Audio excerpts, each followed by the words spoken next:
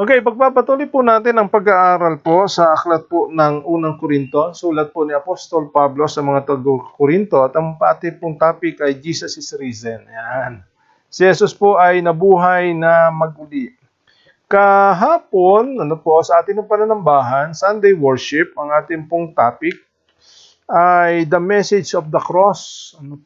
Kaya ang ganda po ng pagkakuan kasi po binasa ko po ng paulit-ulit, pabalik-balik.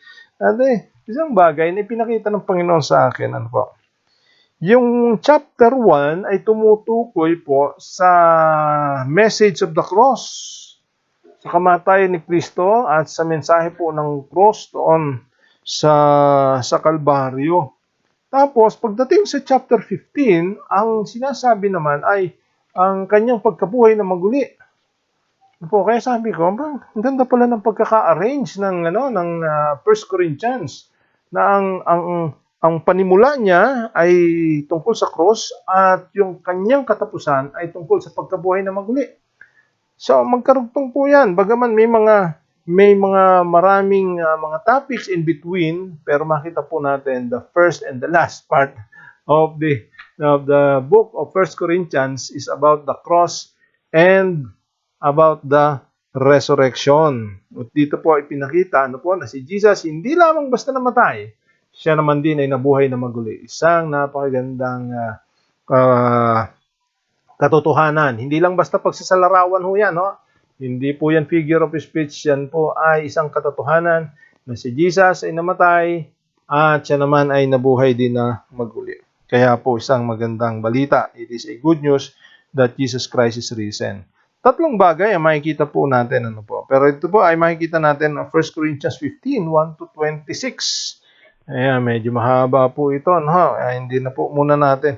Maya-maya po natin basahin. Ang tingnan po muna natin, the first point, the evidence of Christ's resurrection. Ayan, the evidence of Christ's resurrection.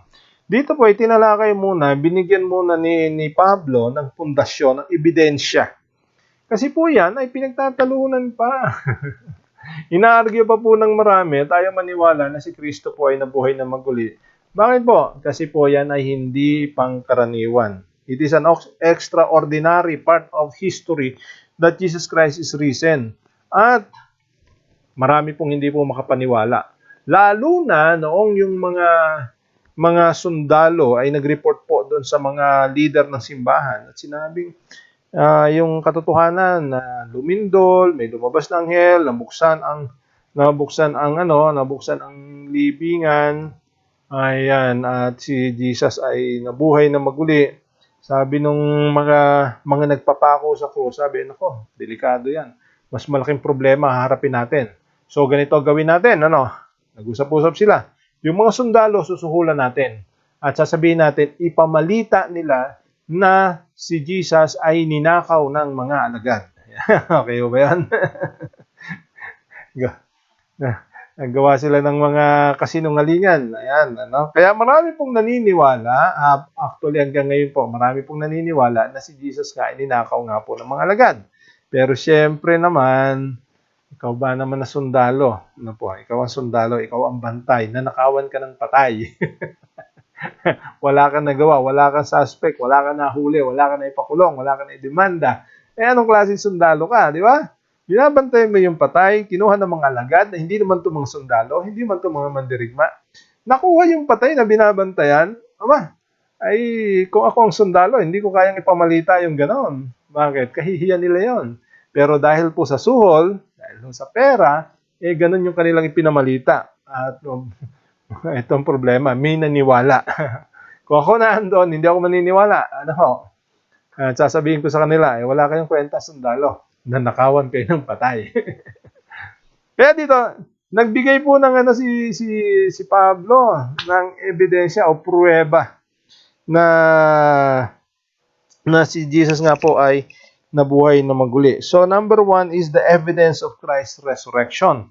Dito po yan makikita, chapter 15, 1-11. Okay? Pabasa, yan.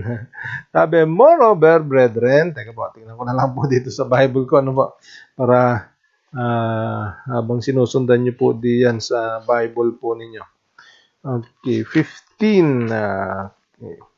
Verse 1, sabi, Moreover, brethren, I declare to you the gospel which I preach to you, which also you receive, and in which you stand, by which also you are saved, if you hold fast that word which I preach to you, unless you believe in vain. Ito po. For I delivered to you first of all that which I also received, that Christ died for our sins according to the Scripture, and that He was buried, and He rose again the third day according to the Scripture. Ito po ay napakahirap po na kasi this is an extraordinary event. No po, yung ba namang may mamamatay tapos mabubuhay na maguli. Aba, napakalaking ano po yan, napakalaking usapin yan. Kaya lang, kailangan mong patunayan. Kaya po ito, pinatunayan po ni Pablo. Sa panong paraan? Sabi dito, verse 5, yan, una, sa verse 4 pala, and that he was buried, and that he rose again the third day according to the Scripture. So, unang evidence, it was prophesied. Nakasulat na sa Scripture na mabubuhay na maguli si Jesus Christ. Ano po, at ang mga Hudyo naman ay talaga naniniwala. Pag sinabi ho sa Old Testament, ano po, pag sinabi ito yung prophecy, aantay nila doon yung fulfillment. Kaya po ito ang kanyang ginamit, yung evidence in the Scripture, na ito po ay nakapropesiya na. Nasulat na sa lumang tipan, ang tagapagligtas ay mamamatay at mabubuhay na maguli. Tapos ito po, nagsabi siya ng ilang mga eyewitnesses, mga nakakita. Ano po? Hindi baliban kung iisa lamang, pero ang dami niya pong sinabi rito. Sabi rito, and that he was seen by Cephas, then by the 12. Yan. After that, he was seen by over 500 brethren at once. Isipin nyo, 500 yung nakakita na yun. Ano? So, paano mong pabubulaanan yun? Tapos, ito pa, sabi niya, of whom the greater part remain to present, but some have fallen asleep. Yan, sabi niya, yung 500 na nakakita noon, marami doon buhay pa. Di ba? Siyempre, yung 12, buhay pa po yun. Si Apostol Pablo, buhay pa. Bagaman may nabawas na. Ano po? Si James po kasi may maagang namatay, maagang martir. Pero malaking bahagi po sa mga nakakita, sinasabi ni Pablo, ay buhay pa. Pwedeng interviewin, pwedeng siya sa atin, pwedeng imbestigahan. Ano po? Yan po ang pinakamahalagang ebidensya, yung eyewitness. Yung eyewitness, number 1, yung documents. Ano ba yung documents? The Scripture. Prophecy, nakasulat na po sa Old Testament, mabubuhay na maguli. Tapos, meron pong mga witnesses. So, nagkatotoo. Yung prophecy na yon. Tapos then, after that, he was seen by James and by all the apostles. Then, last of all, he was seen by me also as by one born out of due time. Sabi niya, nakita, ang dami nakakita. Pati ako. Kahulihan ako nakakita. Pinatibayan ni Pablo ang katotohanan na si Jesus ay nabuhay na maguli. So meron pong ebidensya. Kaya kung ang argument ay totoo ba po o hindi? Totoo 'yan. Ano po? Kaya kailangan tayo maniwala na talaga pong nabuhay na maguli si Jesus. Upang sa gayon, ma-establish yung ating pananampalataya. Kasi baka marami ho sa atin nagdududa pa. Especially kung kayo merong narinig na mga report mula po diyan sa mga nagtuturo na si Jesus ay hindi nabuhay na maguli. Kaya mahalaga po. Mahalaga ang pagkabuhay na maguli ng Panginoon.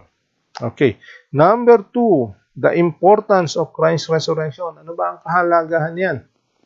Napakahalaga po niyan. Ano po? Kasi po, kung makikita ho natin, pag-aralan niyo po lahat po ng relihiyon, yung mga founder po ng mga relihiyon, lahat ay namatay, nalibing, at nanatili sa libingan. Ito maganda.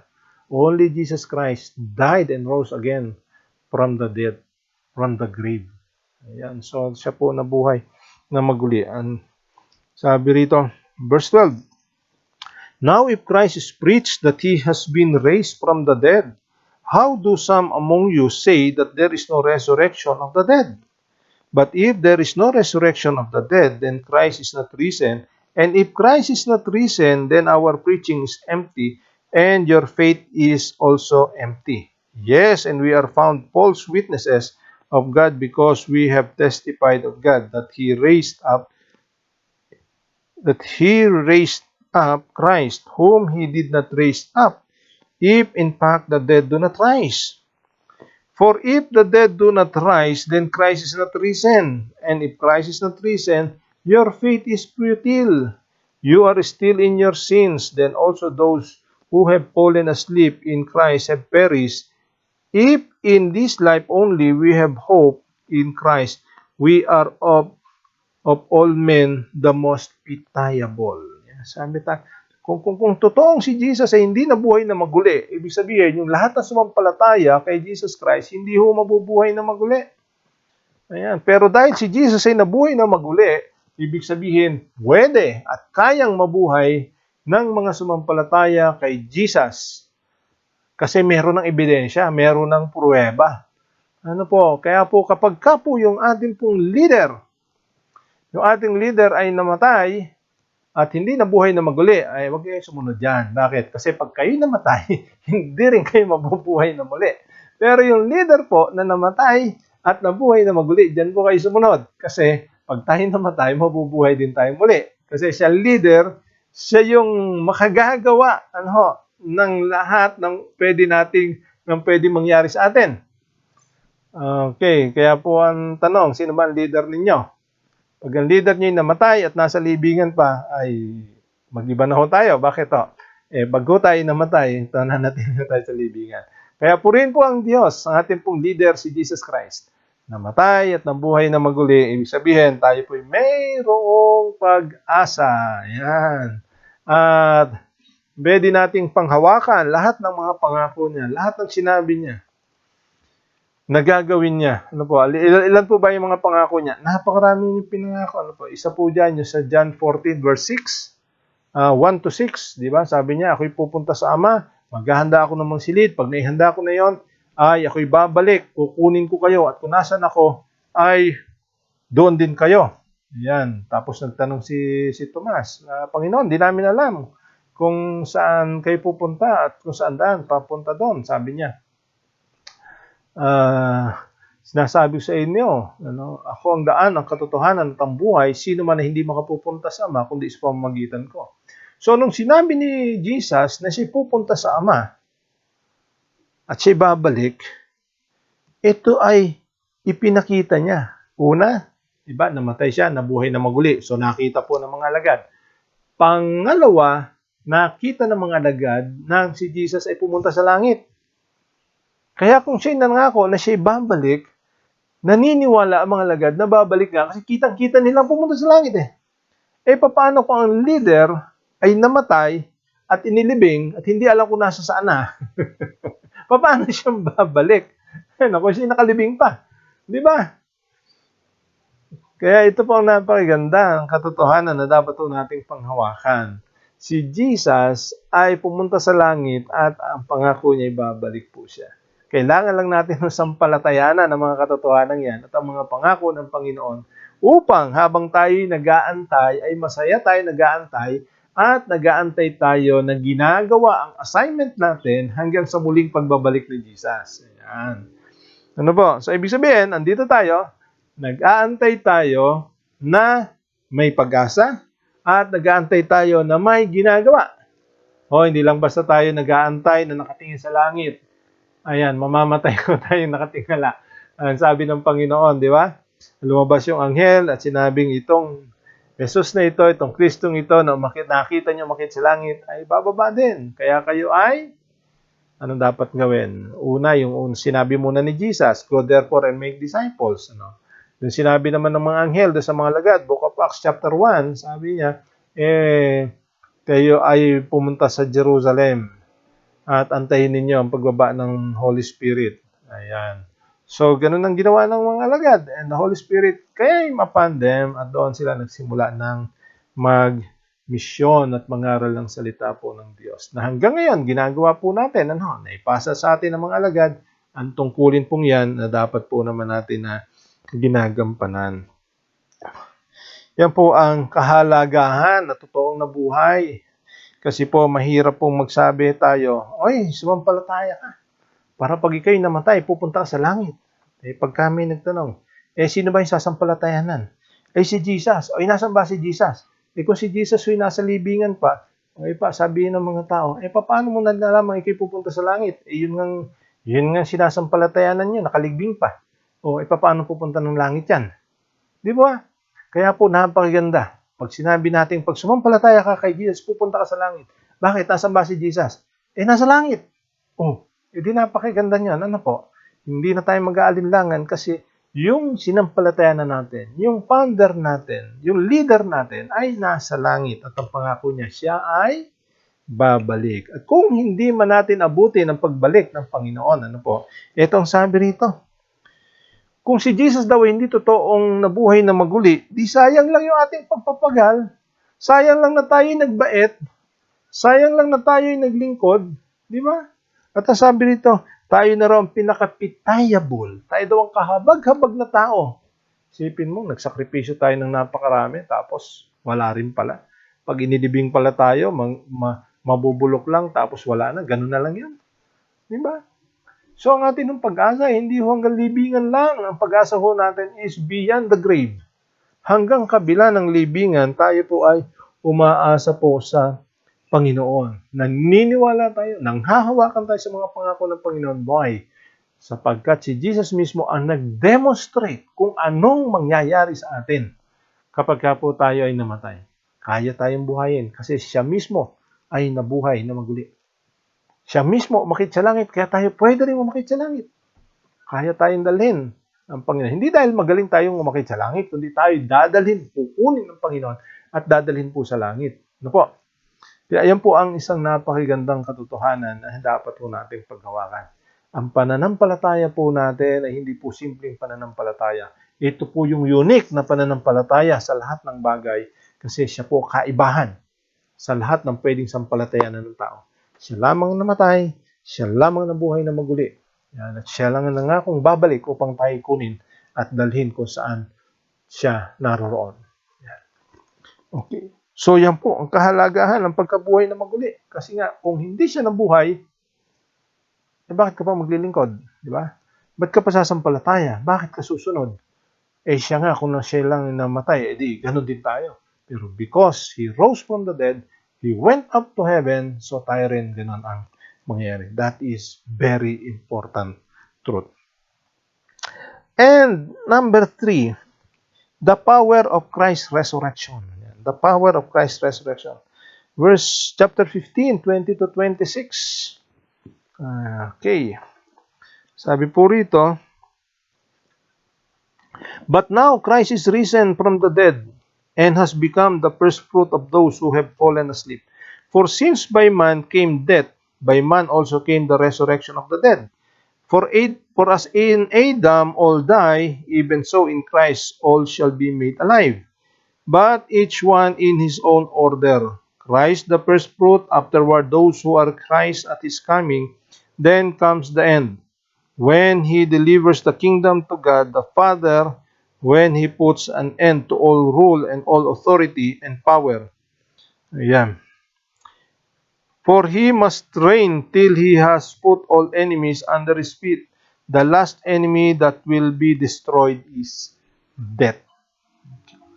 Anong ibig sabihin yan? Ito po ang kapangyarihan po ng resurrection. Ano po? Kung si Jesus ay nabuhay na maguli, ibig sabihin, walang kapangyarihan ang kamatayan sa Kanya. At kung walang kapangyarihan ang kamatayan sa Kanya, wala rin kapangyarihan ang kamatayan sa bawat isa sa atin. Katulad ni Jesus na namatay, tayo rin po mamamatay. Pero hindi ho tayo mananatiling patay. Ano po? Lilipat lamang ho tayo ng kalalagayan. Iiwanan lamang natin ang ating katawang lupa. Ito ang kaibahan lang natin. Ano po? Si Jesus, nabuhay siya bodily. Pero tayo, pag nabuhay, ay hindi na po bodily. Ano po? Kasi si Jesus, wala hong bangkay na iniwan. Tayo, merong bangkay na iiwan. Bakit? Yung katawan natin, panlupa. Hindi ho panlangit yan. At yan po yung titignan po natin bukas. Ano po? Kasi po malapit na po yung November 1. Bagaman maraming sementeryo ang hindi ho magbubukas, bawal ho. No? Bawal pumunta November 1 o bago pa mag-November hanggang November 2 po yata yun, ay meron po mga sementeryong isasara para po maiwasan ang physical yung pagsasama-sama to impose physical distancing. Ano po? So, magandang maintindihan po natin ano bang nangyayari sa mga tao kapag po sila namatay na. Pag-aaralan po natin bukas yan. Ano po? Upang sa atin ng pagharap sa November 1 o All Saints Day, All Souls Day, alam natin kung ano ba dapat maging behavior natin. Ano ba dapat ang pinapaniwalaan natin, ang sinasampalatayan na natin. Ano po? Kaya po yan po ay mga bagay na malaga, mga bagay na kinoconsider po natin. Pero sa ngayon, ang atin tinitingnan muna ay ang pagkabuhay na maguli ni Jesus Christ. Ano po? Pagkabuhay na maguli ni Jesus Christ. Siya lamang ang nabuhay na maguli. Siya lamang ang may kapangyarihan laban sa kamatayan at ang kamatayan ay walang kapangyarihan sa Kanya. Kung magkagayon, tayo po ay may kapangyarihan din laban sa kamatayan. Totoong mamamatay tayo, pero isang bagay, mabubuhay tayo maguli. Ano po? Sabi po rito, but now Christ is risen from the dead and has become the first fruit of those who have fallen asleep. Pag sinabing fallen asleep, ito yung mga namatay. For since by man came death, by man also came the resurrection of the dead. Kung paano sa pamamagitan ng isang tao, ang tinutukoy po doon si Adan, ay pumasok ang kamatayan sa libutan. Sa pamamagitan din ng isang taong nabuhay na maguli, ay magkakaroon din ng pagkabuhay na maguli ang mga taong namatay. For as in Adam all die, even so in Christ all shall be made alive, but each one in his own order, Christ the first fruit, afterward those who are Christ at his coming. Pagka daw ganon, verse 24, then comes the end, when he delivers the kingdom to God the Father, when he puts an end to all rule and all authority and power, for he must reign till he has put all enemies under his feet. And the last enemy that will be destroyed is death. Ano pong ibig sabihin? Pagdating ng panahon, pagdating ng resurrection ng lahat ng mga tao, wala nang kamatayan. Kaya po yan po yung last enemy. The last enemy na kakalabanin ay ang kamatayan. Mawawasak na kasi mawawala ng kamatayan. Ito po ay forever na. Lahat. Kaya lang po, dalawang bagay yan. Merong forever na buhay and forever na patay. Ano pong ibig sabihin? Yung forever na buhay, ito po yung kasama ni Jesus. Yung pinangakuan niya na isasama niya sa langit. Yung po ang tawag po doon ay buhay na walang hanggan. Pero, yung forever na patay, ito po yung parusa sa impyerno. Yung hindi naniwala sa resurrection ni Jesus, yung hindi sumampalataya kay Jesus, yung hindi sumunod kay Jesus, ito po yung parurusahan sa impyerno. Forever din, ang problema ay punishment. Forever punishment. Habang doon sa langit, ito naman yung forever na reward ng Diyos sa bawat isa na nagkaloob ng kanyang buhay sa Panginoon. Sabihin, hindi mawawala ng kabuluhan ang lahat ng ating ginawa sa Panginoon. Kaya, ano po ang kapangyarihan po ng pagkabuhay ni Kristo? Ito po ang maganda. Yung kamatayan na kinatatakutan ng lahat ay wala na hong kapangyarihan sa atin. Kaya yun ang ibig sabihin. Hindi na tayo dapat matakot sa kamatayan. Ano po? Paano ibig sabihin po nun? Siyempre, nakakatakot yung process ng kamatayan. Ano po? But the state of death, yun ang hindi nakakatakot. Why? Because of the promise of God na tayo po ay may buhay na walang hanggan na pinatunayan niyang kaya niyang ibigay at gumalaw. Pinatunayan niya na kaya niyang gumalaw dahil sa dahil sa siya mismo ay nabuhay na muli mula po sa mga patay. Kaya, ano pang inaantay natin? Ano pang inaantay po natin? Katulad ni Pablo, na siya po ay nag-promise o nag-preach siya about the crucifixion, pero hindi po natapos sa crucifixion. Tinapos niya po itong 1 Corinthians pamagitan po ng resurrection. Ibig sabihin, si Jesus hindi nanatiling patay, siya buhay na muli. Kaya ang pananampalataya po natin ay pananampalatayang buhay. Pananampalatayang may kapangyarihan. Pananampalatayang may purpose. Pananampalatayang may destiny. Pananampalataya na may kabuluhan because our Lord Jesus Christ is risen from the dead. Tayo po'y manalangin. Ama naming Diyos, maraming salamat po. Napakabuti po ninyo sa amin. Salamat po sa katotohanan ng iyong pong anak na si Jesus ay nabuhay mula sa mga patay. Kami man ay may pag-asang mabubuhay na maguli. Maraming salamat po na kami po ay nabiyayaan na makilala namin ang iyong anak na si Jesus. Na aming sampalatayanan at ihandog namin aming buhay sa Kanya upang kami man ay magkaroon ng buhay na walang hanggan. Maraming salamat po. Puri ka namin, pinapasalamatan ka namin sa katotohanan ito at patuloy na hinihingi ng pagkilos, paggalaw po ninyo sa amin na makita namin ang kapangyarihan at ang kahalagahan ng pagkabuhay na maguli ng Panginoong Hesus. Upang sa ganon, ang aming pananampalataya ay pananampalatayang buhay kahit sa harap nitong COVID-19, kami, Panginoon, nananatiling, nananampalataya, nangahawakan at nanindigan sa mga katotohanan ito. Maraming salamat po, Panginoon. Itong aming panalangin sa pangalan ni Jesus.